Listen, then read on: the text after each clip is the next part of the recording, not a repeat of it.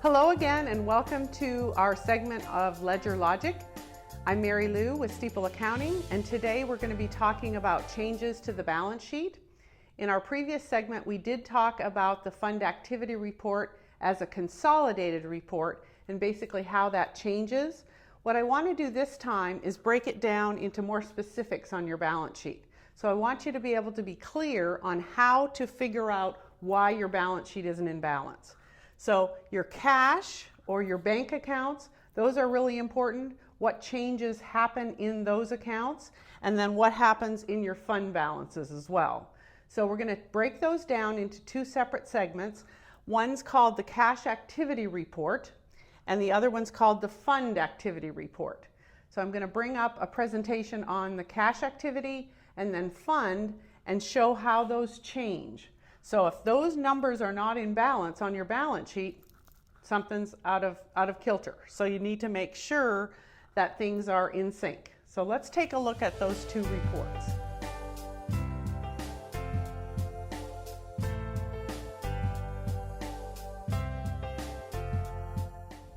Okay, our first report is called the cash activity report. Basically, it takes the beginning balance, as we just saw from the balance sheet, and adds any income, contributions, donations, and any transfers into the bank account or the cash account. The subtractions come in from payroll payments that are made, bills that you pay, regular transactions, and then any transfers out. As you saw in our consolidated segment, you saw where we transferred money into the missions fund. So this is an example of a transfer out of a bank account. So this cash activity reconciles, basically, should coordinate to your bank reconciliation, but it tells you how much money you have in your asset account.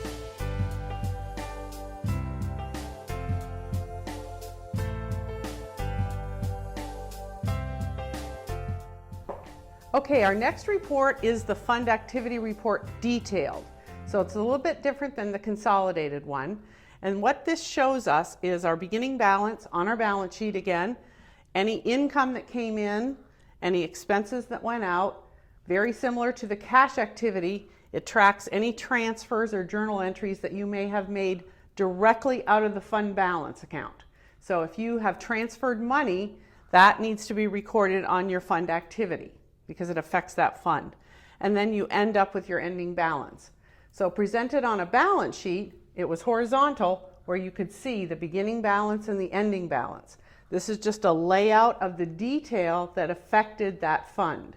So when you go to look at your reports, remember your consolidated gives you that overall big picture, whereas the fund detailed report gives you the specific information, the specific income and expenses that go in and out of that fund.